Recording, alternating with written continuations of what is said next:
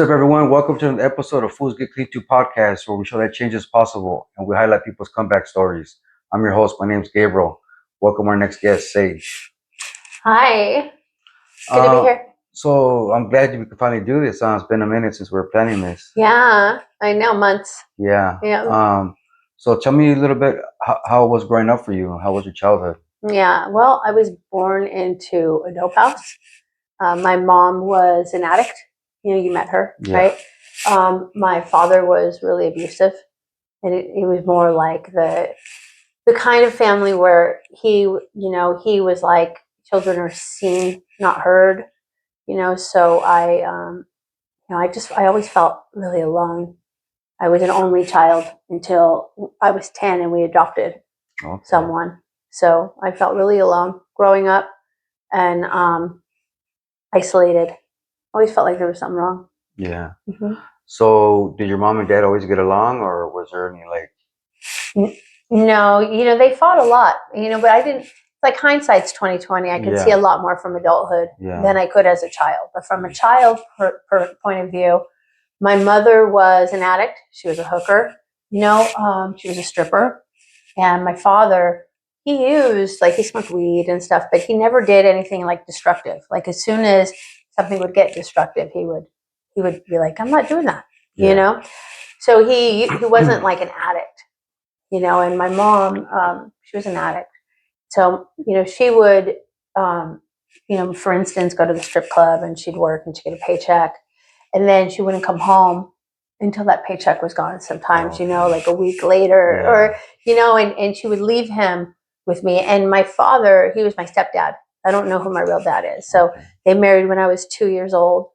And, and so I understand now why he was always so angry. Yeah. And he just didn't have the coping skills to be able to deal with that. Yeah, for sure. But they fought a lot, and I would jump in between them and I blamed him for everything because I felt like I was constantly chasing my mom and her love because I could feel it from her, when she was around. And I felt like he was constantly chasing her away because from that perspective of a little girl, I thought that he was the reason why she kept leaving. Yeah. I didn't realize that as an addict, we use every excuse possible to go towards our addiction, right? And so it was just always him. So I blamed him too. Yeah. I know this is probably a dumb question, but do you think the way you grew up with your parents, you think that affected you as a child? Absolutely. Yeah, absolutely. I don't think that anyone had the coping skills to learn how to live life or deal with emotions. Like I said, my father, he had his main tool was anger, and he was really violent. And at 7 years old, he was already telling me, take it like a man. Yeah. And I remember like being late from school, like I had a curfew time that I had to come home, because back then we were latchkey kids too, but we walked home from school. No matter how young you were, you walked home from school back in those days. And I walked home, and I remember I was late, and my father, he would give me a beating, one whooping for every minute that I was late. No way. And so and he would tell me, take it like a man. I was a 7-year-old little girl, so like that kind of stuff was definitely ingrained in me, from a really early age. And I always felt like, there was something wrong with me. Like I must be doing something wrong. Like, So how were your school years growing up? Elementary, junior high, and high school? They were rough. I remember being this loving kid, that just like wanted friends and was really nice to people. And then I also had like this other side of me where I was like violent like my father. I had these moments of rage.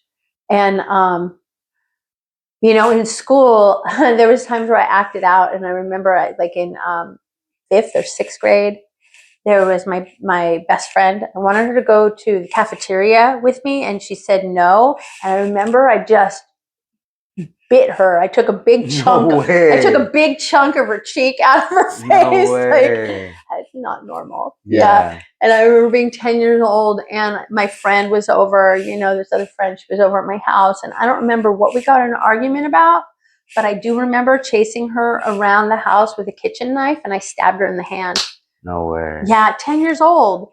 So like, I mean, I think that, the influence that I had around me absolutely, helped to shape these behaviors in me, and in school, I felt like I was just always like looking for friends, and we all know those people that are are wanting attention all the time, and they can seem annoying. Yeah. Right. And I'm pretty sure that like that's how I was, because I just wasn't getting it home. Yeah.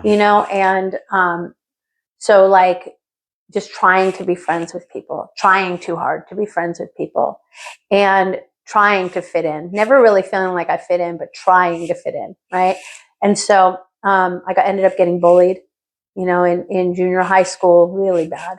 And I said that we adopted, someone when I was 10. She was a street kid. She was 3 years older than me. And she was so cool to me. I was 10 years old, and I met this girl, and I did my first line of cocaine with her, and we drank together, and she was, the cool kid.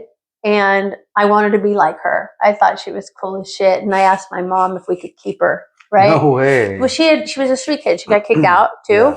So I asked my mom, can we keep her? And my mom said yes. So we ended up, and we were going through the process of actually adopting her legally, but her mom changed her mind at the last minute on the paperwork. But we had her, but she was my sister, right? Anyway, she was cool. She was tough. And I would try and be like her, but it didn't work out. Like I ended up, it's like trying too hard, right? Yeah. And so I was bullied a lot in school, and then she would come and she would try and protect me, and I think that even actually made it worse for me, because I wasn't sticking up for myself. And so I was bullied, and I remember, and this is a significant part of my story, actually. It shaped a big part of my life and how I was. But we all, the graduation from 8th to 9th grade, when you're graduating junior high school. And in our school, I don't know how it is in everybody else's school, but in our school, we got up on stage, and they hand us the diploma, and you shake the principal's hand, and the whole school claps, and it's like a big deal, right? Yeah. And they go in alphabetical order. And I had my mom there and my dad there, and my best friend from elementary school, she was visiting, and she was there with me. And my last name's R, so I was like near the end, and so everybody gets up there, and the whole school is like clapping, and then I get up on stage, and the whole school booed. No way. Yeah. Why did they boo? Like I said, I had been bullied quite a bit, and I just was that kid in school. Yeah. And what happened was, like, my legs went out from under me, like I couldn't walk, and I couldn't breathe, and I was so ashamed. Yeah. And I wobbled off the stage because I was shaking, way. And I like looked at my friend that was visiting, and I was like so embarrassed. And my mother and father, they didn't know how to handle that. My father was like, rub some dirt in it, it's fine, and but something snapped in me that day, and I understand, like these school shooters, how they snap and all of a sudden just start shooting. I get it, because something snapped in me that day. Yeah. And I set out to beat up everybody that ever picked on me, and I did that. And that became my biggest coping skill, and is violence. Because I realized that if I'm more violent than you, then I could protect myself. Yeah. And the more crazy and the more violent that I was, the more I was respected.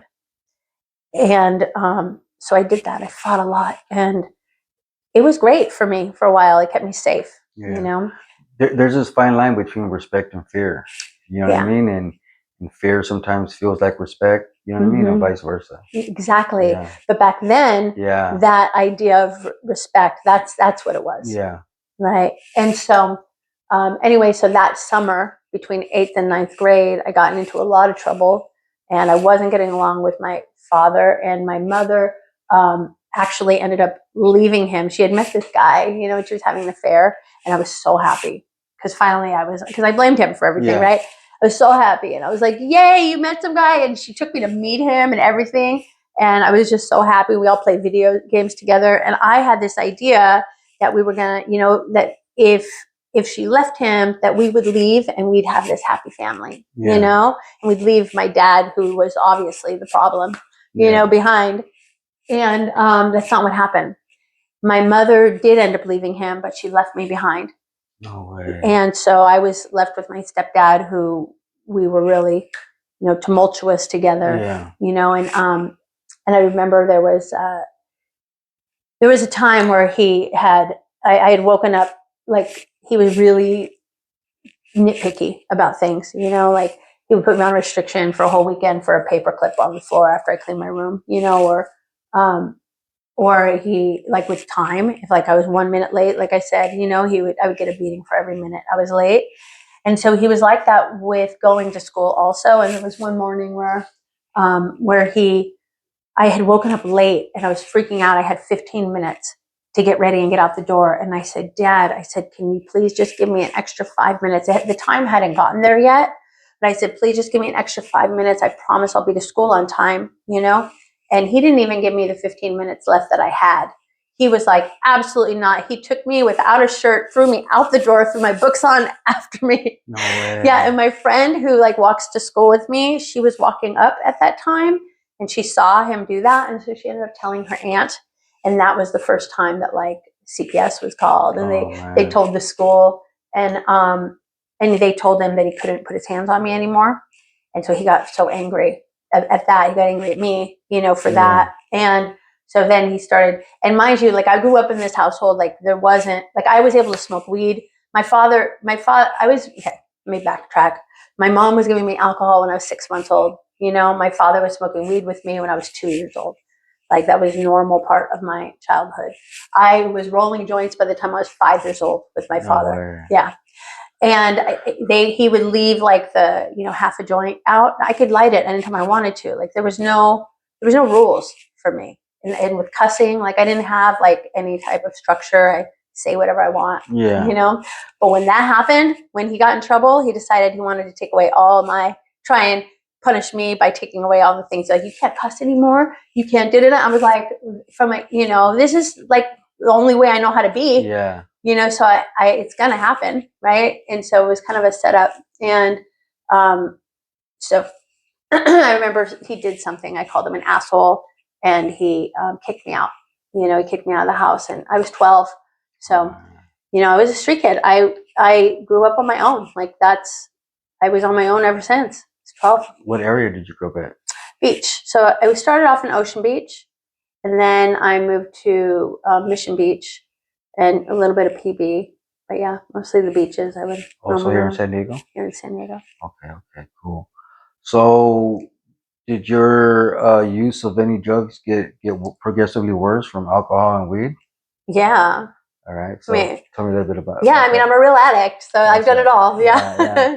So do you think that the drug use at a young age like affected your perception of like what's right and what's wrong as far as like with drugs, or did you just use to numb, or what was your reason for using? Yeah.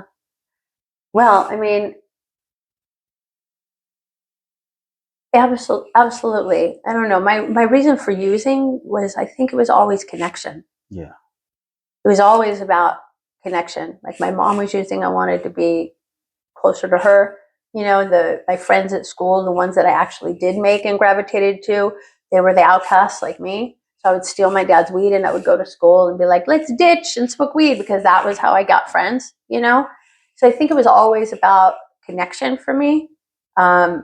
Not as much about the, you know, numbing of the emotions.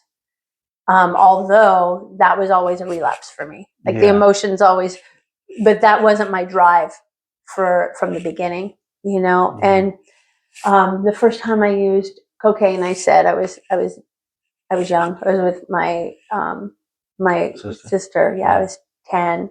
And the first time I used meth, I was 12. It was before my mom moved out of the house. And who'd you use meth with? Well, I actually got it out of my mom's purse. No way. Yeah. So I was looking for change, you know, and out of her purse, because I would steal some change, and I would go to the vending machine and go grab a soda or something. Yeah. And so I was looking for change in her purse, and I came across this little baggie, and it was actually a paraphernalia kit. No And way. yeah, I opened it up and it was like there was a vial filled with meth, and there was a gold spoon that said Foxy Lady on it. No way. Yeah. And I had a friend with me who had done it before, and so she's like, "Oh, you just go like this." She took it off and she stuck it in the spoon. And she's like, and so I did that same thing. I was like, okay, so I did it.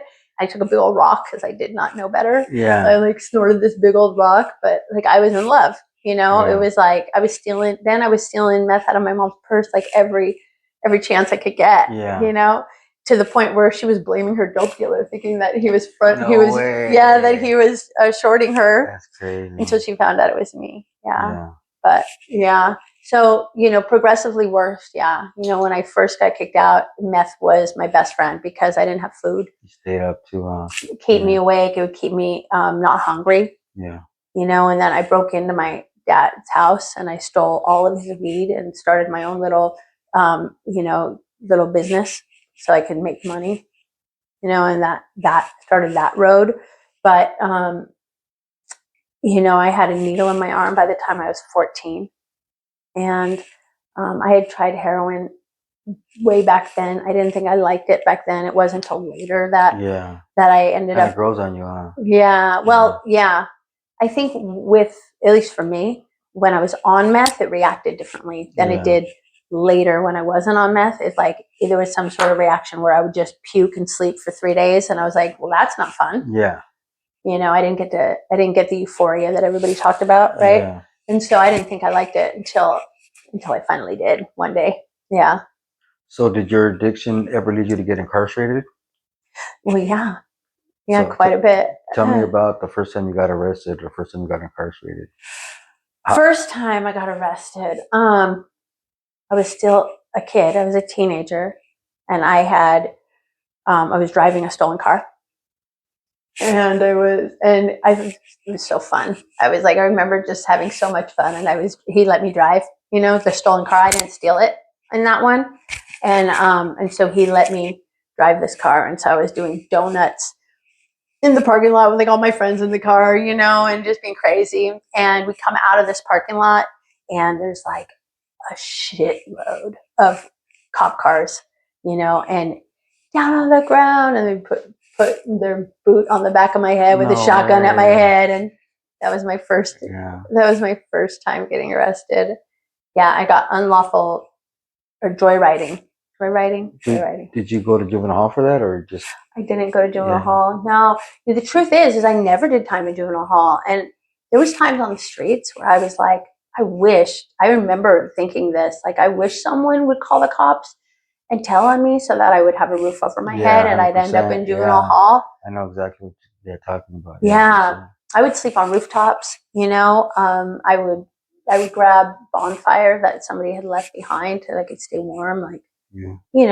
And I'm grateful because gravitating towards the street kids, I got to meet lots of kids like me, and so we took care of each other. Yeah. And that became the first family that I knew, really. But as far as incarcerated is concerned, that was progressive. I had a lot of interactions with cops, and I felt like I got off easy quite a bit at the beginning when I was young. Yeah. And then all of a sudden it starts knocking you out, right? Yeah. And so, I've been arrested for everything under the sun, including murder, but I didn't get convicted of murder. Yeah. But I've been arrested for everything. I'm a 3-striker, so my crimes became progressively violent. So did you make it to prison? Yeah. Yeah. How was that experience like? Which time? What's a memorable time of you getting arrested and going to prison? Yeah. So what's something I think they're all memorable. Yeah. The last time was the most impactful and memorable. My husband had died of a heroin overdose, and I had to turn myself in without him. And I was looking at life in prison, and I beat life, and all this stuff had happened right before I had to turn myself in, which I didn't do. They ended up collecting me, but I lost my house, my car, my animals, and my husband died. They told me I was going paralyzed from the neck down, and I would only have the use of my mouth. and then I couldn't stop using. I was just in so much pain from my husband's death, and so I kept catching case after case after case while I was out on bail. Oh, crime. Yeah. They were like, and the judge down here, he said, make no mistake, Miss Robinson, if you get arrested one more time while you're out on bail, I am giving you life in prison. And then I got arrested again. No way. Yeah. So, the fact that I'm sitting here is a miracle. Yeah. And I beat that life case. So that being said, I've my disease progressed. The consequences for my disease progress. So, what was your lowest point, you think, throughout your addiction and your incarceration? Was it the death of your husband and the last time you getting arrested? For sure. Well,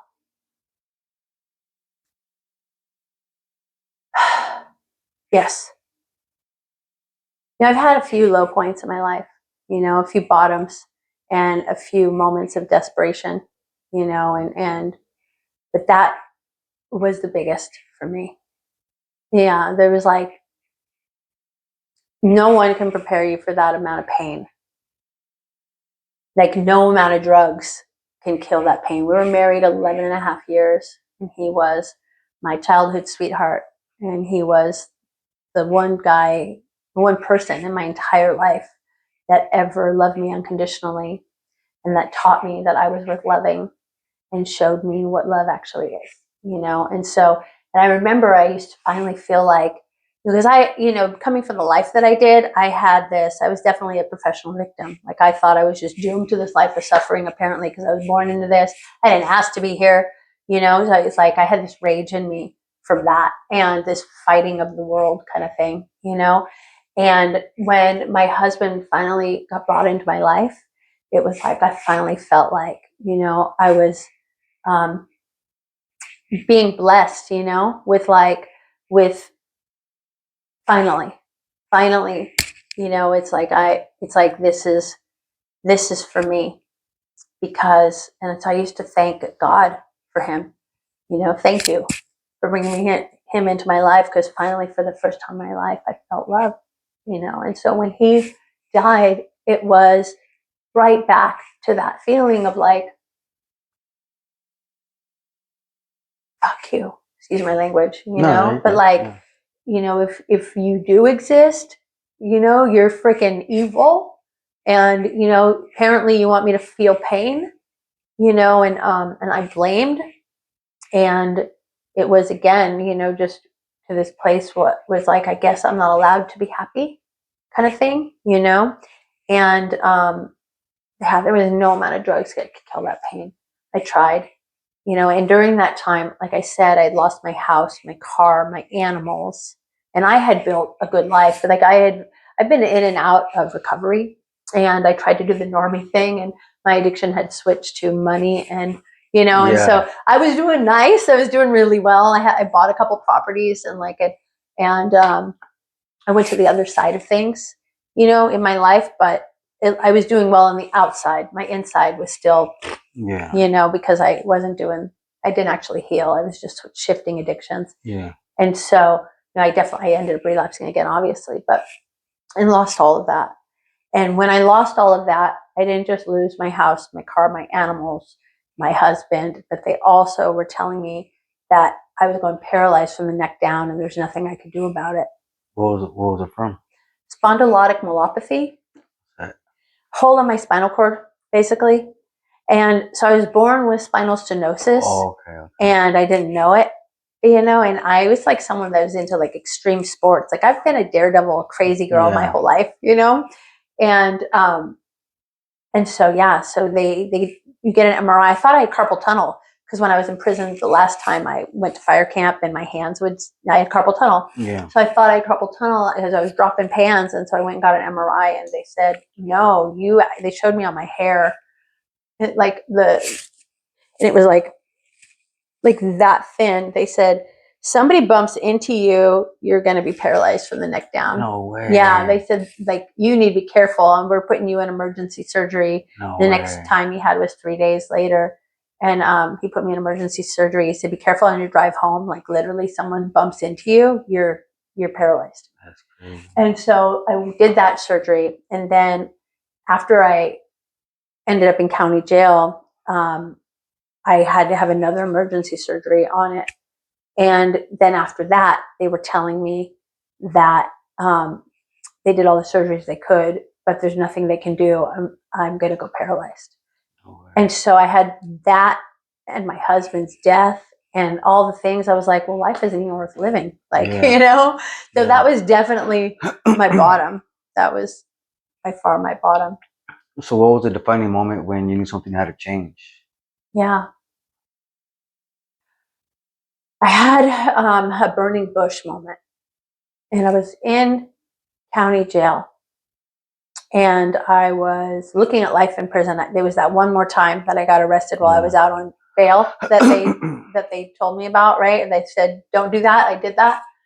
And I was driving around with my car and my husband's ashes in my car and his memorial pictures on the dash, and like his stuff was in the back seat because I didn't want to part with his things yet, you know, and I was just a mess. And I ended up getting arrested in Orange County. That's right. And I don't know about that's right, but yeah. So they're good for that over there. Yeah. So I was in Orange County. I got arrested, and they impounded my car with my husband. And mind you, I was healing from surgery still. Because of this extensiveness of the surgery. So my husband was there with me for the first surgery. He was in the hospital with me. He slept in the bed for 2 weeks and next to me on the bed, you know, and then afterwards, he went to go get clean, and I didn't because I was going to prison, so I didn't have to, as far as I was concerned, you know. And anyway, so when this happened, I was in county jail, and they impounded my car. I was a mess because I had gotten in a high-speed chase from that last time, and I had put my hands through the window, you know, and so I had glass coming out of like my hands and my elbows, and I was like literally taking shards out of my and so it looked bad anyway, like in my hands and my arms, and then my neck with the surgery that I had, I was like healing. And so I had a neck brace I had to wear. And they're like, what are you doing here in jail? Like, I looked like I should have been in the hospital, you know? And I just took that opportunity in any pure drama queen fashion to be like, they impounded my husband. No and then, That's awesome. And I shouldn't be here. I didn't do anything. You know, they arrested me for a little baseball bat that was like, you know, the tin can little baseball bats, because I was allowed to be around weapons, and it was in my back seat. And it was my husband's, and it was, but I got arrested for that, the weapon, and they were like, going to give me life in prison. I was like, I shouldn't be here. Anyway, so they said, I think you might benefit from some depression medication. And I said, yeah, whatever you got, give it to me. Right? I just wanted to feel better. And so I didn't know that it came with a 72-hour psychiatric observation. No way. So they stuck me in K-Mod out there, and there was no backing out of it. Once that happened, they put me in K-Mod for psychiatric eval, and you know, I was really out of place. I felt out of place, and they let me keep my clothes, but that's it. Like everything else, they took my visits, my showers, my phone calls. I didn't have anything to read, nothing, like everything gone, you know. And the only thing I could do was count the spots on the wall, which I tried doing, or scream at my husband and God, because I was so angry, you know. And I was angry at my husband for leaving me. I was just angry, you know, at life in general. And so I ended up just in that moment screaming to God, saying, okay, well, you know what? If you really do exist, well, screw you, because you must really want me to suffer. You want me to feel this pain? Fine. I'll effing feel it. There was such a gift in that moment. I had never in my life willingly felt my pain. And in that moment, I said, fine, you want me to do it? I'll feel it. I'll feel this pain. And I did that. And it was just the pain. It wasn't all the stories about it anymore. I finally was able to just feel that pain and the grief. And I cried 3 days of just sobbing, but because I brought my higher power into that, you know, and my husband, I was screamed at my husband too, you know. Yeah. It's like, and I felt that pain on the other side of that 3 days. All of a sudden I had a complete shift in my view of myself, of the world. And I knew, and mind you, I just tried to kill myself. Like I literally they collected me from the hospital because I tried to kill myself and take myself out because I didn't want to turn myself in, you know? And so like and I didn't want to live without my husband. And life sucked. And in that moment, when I came out of that, I had this vision of like an eye in a storm, and I was that eye. And I realized I saw myself really clearly, and I realized, wait a minute, whatever I resist persists. I could see that like I was the cause of my suffering. And I could see, not in a guilt and shame way anymore, it was like responsibility, you know, and I knew there was a purpose for me. I'd never felt that way in my entire life, that there was a purpose for me. But in that moment, I knew there was a purpose for me. And I hit my knees and I said, okay, God, if you want me to do life in prison, then I'll do it and I won't complain, because that's how strong the knowing that there was a purpose for me was. Yeah. And in that moment, I also knew that I wasn't going to get life in prison. And, you know, you wouldn't believe me if I told you the story, so I'll just kind of keep it light. But like God showed me how to get out, you know, and I did everything that I was guided to do, which was completely out of character for me. I would have believed the attorney, you know. And anyway, long story short, I didn't get life. Obviously, I'm sitting here and I beat that part of the case. I did have to turn myself in on the original case, which was 8 years, 8 months, you know, at 85%. And so I did that. But yeah, that's crazy how like God speaks to me, right? Like I don't hear him like with his voice, right? But he opens my mind to certain things, right? Like, or something might happen in my life where it's like it has to be God. Right. You know what I mean? And yeah, so I could really relate to you on that. So what did you do to get clean and stay clean after that? Yeah. It's funny, I had meth on me, you know, I had given it away. I was like, I don't want this anymore. I gave it to the people there, you know, and I was just so willing and surrendered. And so I started doing, and I realized that, oh my gosh, pain, which I've been running from my entire life, was actually a portal to God and freedom. And I've never felt this kind of freedom and peace in my life. So why doesn't the whole world know about this? We're all running from our pain, you know? Yeah. And that was a huge thing for me. So that was what motivated me. And I was like, so I started looking for, well, I didn't even have to look for it. It was just miraculously certain things found me, you know, how like when it's meant for you, it shows up. Yeah. God's plan. Yeah. So there was this book on like pain meditations, and I started doing that. And I started bringing everything in that I had been avoiding into meditation, and started doing mindfulness practices and meditation. And, you know, when I first went to prison, I was in solitary for a couple of years because of my neck. I was supposed to actually do all my time back in the skilled nursing facility because they said I was liability, right? Somebody get in a fight, I was going to be paralyzed for the rest of my life, is what they said. So they wanted the surgeon actually, you know, requested it. Yeah, prescribed that. Right? Yeah. So that being said, I was back there for a couple years before they accidentally released me, and then it was too late for them to take it back. You know,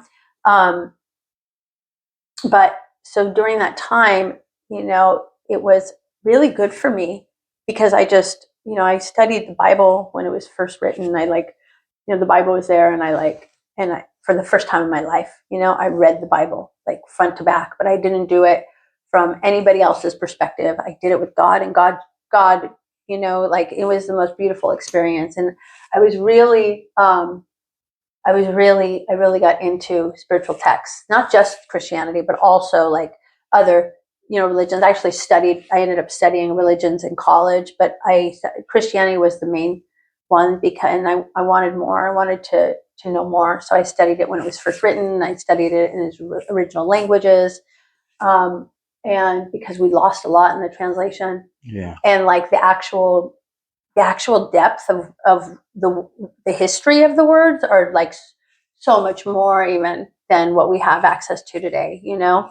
It's really beautiful, you know? And so I read it and I was like, that's my experience. That's exactly like, I believe everything Jesus said because I'm actually experiencing those same things. You know, God was actually allowing me to experience the same things that he said, you know? And it was, so I went down that road. So in for those couple years, I kind of lived like a monk and I just read the Bible and I prayed and I meditated and I did like workbooks, you know, spiritual workbooks. There was one that I remember called Inwards and Upwards, Inward and Upward, you know, and that was profound for me. But I had one friend and she was a 91-year-old woman. No way. Yeah. And her name was Elena Curry. And she was one of the original wind talkers from our history books. Oh shit. And she was awakened. She was so wise and so amazing. And I only got to see her 30 minutes every other day. And we got to do our little outside time for 30 minutes every other day, you know, and she was such a good help to me because I would talk to her about these experiences and she used to tell me, you know, dear, and this is going to sound crazy, but to people who don't understand, I guess, but she would say, you know, dear, it's good if we dissolve our bodies at least once a day. What do you mean by dissolve our bodies? Dissolve our bodies. Like, we are not this meat suit. Oh, yeah. You know, we are our souls that are connected to God, you know? Yeah. And by dissolving our bodies, dissolving our mind, dissolving our ego, we can fully connect, right? Yeah, 100%. So it was that she was teaching me, you know, and anyway, those 2 years were really beautiful for me and I did. And then I got out into general population and okay, then I had to integrate this stuff. I felt like a completely different person. People used to ask, who's that peaceful lady on the yard? I'm like, that is not me. I'm the violent, crazy girl, right? But they would, and I had a walker in a neck brace because they gave me a walker because I was walking into the walls because I had vertigo. And like, I mean, I was messed up from this thing, right? And so, anyway, I would just, it was just like life was unfolding. It was really, I'm not going to talk about all the things that God showed me during that time because I feel like most of it makes you sound crazy. Yeah. If if you're not actually directly experiencing, these things. But, I definitely had multiple spiritual awakening after spiritual awakening after spiritual awakening. And I tried to stay clean and sober with just mindfulness. And that lasted for years, for a long time, and then until it didn't, then the worldliness starts coming back in and you realize and I had to integrate all of the things. Like, we can't spiritually bypass either, right? Yeah. It's like as much of the pain that I was processing and stuff, there was still patterns, there was still conditioning, there was still those things that I had to address. And so when those patterns and that conditioning came back up, I had a friend, she was my best friend in prison, and she was the one bringing in all the drugs, and so she'd be like, he could give me an 8-ball for just, helping her to sell the drugs. So I would run. And then, I ended up using, of course, and so, and then here I was once again. It didn't last very long, like that period of time, because I hit a bottom pretty quick after that, very quickly. I mean, the road gets narrower, they tell us, right? Yeah. And so I was sitting there and I was like, oh no, I am not doing this. Like, I already knew, the program of recovery, Narcotics Anonymous, because my mother had gotten clean when I was 17 and I had been, and so she brought me to my first, meeting when I was 17, and I thought it was just a bunch of lames and squares and my life would be over at that time. Yeah. And I had been in and out of the room several times, throughout the years. Nothing stuck. The reason nothing stuck is because I didn't know how to feel my emotions and I didn't know how to actually take responsibility. It was still blaming everything else, right? Yeah. And so, that being said, where was I? So we'll edit this out. Okay. But so your mom got clean when you were 17? Yeah. So how much time does she have now? 34 years. No way. So she stayed clean all that time? Yeah, she did. That's awesome. Yeah. How's your relationship with her now? Amazing.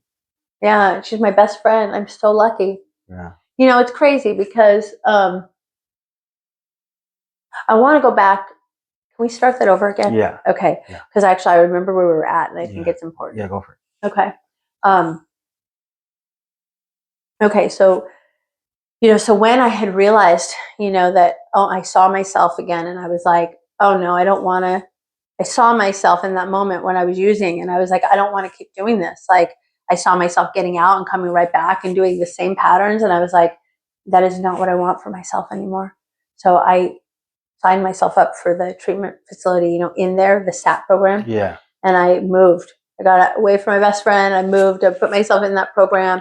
Started going to the meetings because I knew about, meetings. So I started putting myself in the middle of that, and I started volunteering. I was, to run the meetings, and I started working my steps while I was in there, and doing all the things, and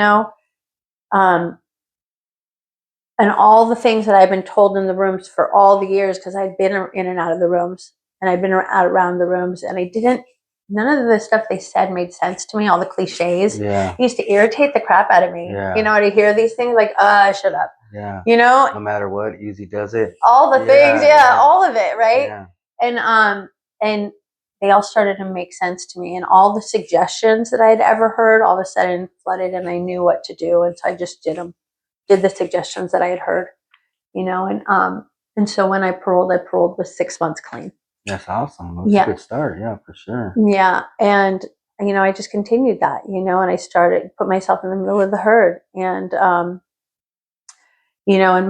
my mom, like I said, she got clean when I was 17. So, and she has 34 years now. That's awesome. Yeah. And, there had been a lot of years, like when she first got clean, I wasn't having it. I finally had something in common with my mom when I was using. So I would like bring her drugs, and I finally got the attention that I wanted from her, So when she got clean, I thought she was abandoning me all over again. That's what it felt like, and I was like, well, you're the reason I'm like this, right? Like a normal thing to think. And so I was like, you're the reason I'm not going to, how dare you try and be my mom now, kind of thing, right? How's your relationship with her now? Amazing. Yeah. She had never stepped up to help me, in all the years that I've been. She did want me to get clean, but she never so this time when I went to prison, and I had that burning bush moment, a lot of stuff happened for me because of that burning bush moment. And I saw myself clearly. And I had been a stripper, and I had customers that, were my clients for 14 years, and they were taking care of me while I was in jail. They, so I had everything that I wanted. In that moment, I realized that I saw myself clearly. And so I didn't want to hurt anybody anymore. And I don't want to lie. I didn't have the energy for that. I didn't have the energy to manipulate anyone. And all the masks fell away. So I cut off my customers. I was like, you know what, keep your money. I don't want it. And I didn't know how I was going to survive or live in there, but I didn't care. It was like I just surrendered it all. Yeah, the peace of mind is priceless. Huh? Yeah. And I didn't know my mom was going to be there for me. But when I told her what I had done, she was like, I'll help you. So she was there for me for the first time in my life. Yeah. And it meant so much to me, and that's really the reason, what did it for me, that got me clean too, because what was that last missing piece? I got clean the day after Mother's Day, and I had guilt and shame. Yeah. So, when she was there for me, she would come visit, and she took care of me, and she, got me my canteen, and she was consistent in my life when I was in prison this time. And I was so grateful that she did that I made a promise that I would never spend her money on drugs. And I really valued it. And then I ended up spending her money on drugs. And when I saw her on that Mother's Day, that was the last day that I used because I felt so guilty for that. That's why my clean day is the day after. That's awesome. But we have the most amazing relationship now. You know, she's my best friend. We have a business together. We have a sober living together. We work together in our other, business. We travel around the world together. And so I was going to ask you, what does your life look like today? Yeah. Well, it's amazing.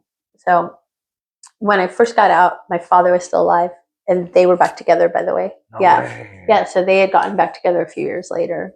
He was still my nemesis in my life, but he came and visited me when I was in prison, and it was like I held him at a distance, but I loved him. There was a part of me that loved him, and so when I got out, he was dying. I didn't know he was dying. They didn't tell me when I was locked up, but he was what was considered hospice. They had given him 6 months to live, and he had pulmonary fibrosis, which they don't know much about. So they couldn't actually give an accurate amount of time that he was going to live. So he ended up living for 2 years. So I got to take care of him, help take care of him the last couple of years of my life. He didn't change he wasn't violent anymore, but he was opinionated, still yelled, still controlling, still aggressive. He didn't change, but because of recovery, and it's like when all these old activations came up, where it's like the old conditioning for me, where it's like, screw you, I'm out of here, came up, and I didn't leave, and instead I would work on myself. All of that stuff started to dissolve and heal, and so, he actually told me he was proud of me before he passed, and we had a good relationship, and because I changed, our relationship changed, and it was really amazing. And so, that being said, today I have 11 years, 3 months, I think it is. Yeah, 3 or 4 months. Yeah, 4 months. I don't know. 4 months. Yeah, because I'm 11 years, 3 months. Yeah, it's May 11th. So yeah, and since then I have got to go back into the same prisons I paroled from and speak. I have traveled all over, the world. I get to go on trips with my mama and with my friends, and it's amazing, and I speak at I used to lead the meditation for the convention every year, not anymore, but to me, that was like a big deal, sure. And at least back then. Now it doesn't feel as much of a big deal, but back then, when you're new, it's like, these are get-tos. It's all get-tos, right? Yeah. And, I live a completely purpose-driven life today, and I work with it's like, I almost feel like I should pinch myself sometimes, because like my life today is way beyond what I ever imagined for myself. It's like when I first wanted to be clean, I just wanted to stay clean, and I just wanted my life to be, good. I wanted to stop, going back to prison. And like, now I work with like the top neuroscientists in the United States, and that's worked with the president, and he works with the head of FBI and the head of CIA. Like, I get to do things that are impacting our entire planet, which I won't get into right now, but I work with some amazing people in this world right now, doing some amazing things, and I'm someone who grew up, in a dope house, and I was a junkie, and I was a street kid, and I'm with literally the Einstein of the Time magazine named him top 100 business innovators of the century, and the Einstein or Picasso of our century, Dr. Larry Farwell, right? His father was one of the guys on the Manhattan Project, and he and I worked together. It's really an unlikely team, so it's like I would have never imagined that, ever in my life. For me, he's never done any of these things or had that in common. I used to be like, I can't relate to you if you haven't been to prison. Now I'm like, now I relate to that, and I get to do some amazing things in this world. And I love what I do. I live a purpose-driven life. Every day is service for me. I get to be there and love, and like, I realized that, there was so many years where I thought that being strong, meant not showing my emotions, because that's what I was taught. That's what I grew up with. And like, because of this gift of desperation and that burning bush moment, I realized that, wait a minute, I was just running from myself. Like, not feeling an emotion is running from the truth of what's arising. That's running, right? Yeah. And running from anything, I've always known it is a weakness, right? If I'm running, it's a weakness. At least that's how I thought in that world. So I'd run towards it, right? Because that's where strength is, right? And so I was able to use that as a transferable skill, and realize that no, these feelings can't lick me, and run towards it, right? And lean into those things. And so getting to do my step works with that mentality, has changed my life. And and anyway, so now I love making sure that that everyone else feels like they belong around me, and everyone else feels loved. Because I think these are the things, like, our biggest gifts that I've noticed, our biggest gifts that we have to give to the world is exactly what we were missing when we were young, that we wanted for ourselves. 100%. And sometimes we can't even feel them when we do get them, but we do feel them when we're giving them. Yeah. So it becomes our purpose of what we get to be and who we get to be in the world, right? Being of service is kind of selfish in a way, because like I feel good for doing something for someone else, you know what I mean? But in turn makes me feel good. Yeah. So I mean, but so do you have any words of wisdom or any suggestion for any of the people who might be out there struggling? There was a time where I thought that, this was never going to work for me, or that I went through a lot of different phases with that. But just give yourself a break and try it, and know that there is so much there's an amazing life for you on the other side. You just have to want it. And the one thing that I can say, that if you are new in recovery, is, I always, before, the reason why it didn't work in recovery for me was I picked and chose what I wanted to do. They gave all these suggestions, and I'm like, well, I'll do that part, but I won't do that part. That's 100%. That's exactly how I was. Yeah, I'm like, I'll do that one, but that one, that's for you. Stay out of a relationship? Are you kidding me? Like, why? What does that have to do with me getting loaded? I didn't understand that, And so I took part of the suggestions, and I did half-ass suggestions, so I got half-ass recovery, and I always relapsed, and I never got the freedom that they talked about. So if you want the biggest thing that I could leave you with is that, give yourself a break. And for 1 year, this is what I heard and this is what I did, is that for 1 year, just take all the suggestions and see if your life doesn't transform into something you absolutely won't want to lose. And if not, you could have your misery refunded to you, because that's what I was told. Yeah. So I committed to that, and my life has changed, beyond anything I could have ever thought of. Awesome.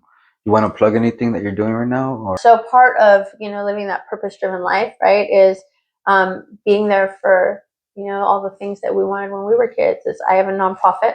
Me and two of my friends, Layla and Clea, we have a nonprofit called Nobody Plans on Dying. And it is to bring awareness to this fentanyl overdose epidemic, and bringing much needed education and an intervention system into the schools to our kids. So we are just almost done with our second documentary in our season. We're doing a season of documentaries, and we create a curriculum to bring into the schools, and we have a mentorship program for kids that are struggling, that maybe they were just like me, or maybe they were just like you, that they don't have that lifeline to find out what's going on with you. Why are you acting out? So we provide that, and we provide resources for these kids and connect them with whatever it is that they're struggling with. So that is a huge passion for me. And if you know of anyone struggling, we also have that program via online. So you can sign up for, if you have a teen that you think would be interested in that, or if you want our organization to come up to where you're at and give a presentation, show the documentary, we could do that and just go onto our website. It's nobodyplansondying.org. How could they get a hold of you? Do you have any social media sites that they can reach out to you through direct message or email? Yeah, well, we also have a Nobody Plans on Dying Facebook page and also an Instagram page, though I'm not on the Instagram one too much. I'm bad with social media. Yeah. My name is Sage Robinson, so anyone is feel free to reach out directly to me. I'm always open. If you're struggling, especially reach out. I have sober living today, the mindfulness based sober living, because those are the tools that help me to be able to do the steps. And so, all the things that you can reach out. I'll put how to contact you on the description at the end of the video. Well, thanks a lot for coming on. It was a real pleasure to finally have this interview with you. Thank you, Gabriel. It was a pleasure. Thank you for having me. Thank you. And remember, everyone, change is possible. Redemption. Fools get clean too. What's your comeback story?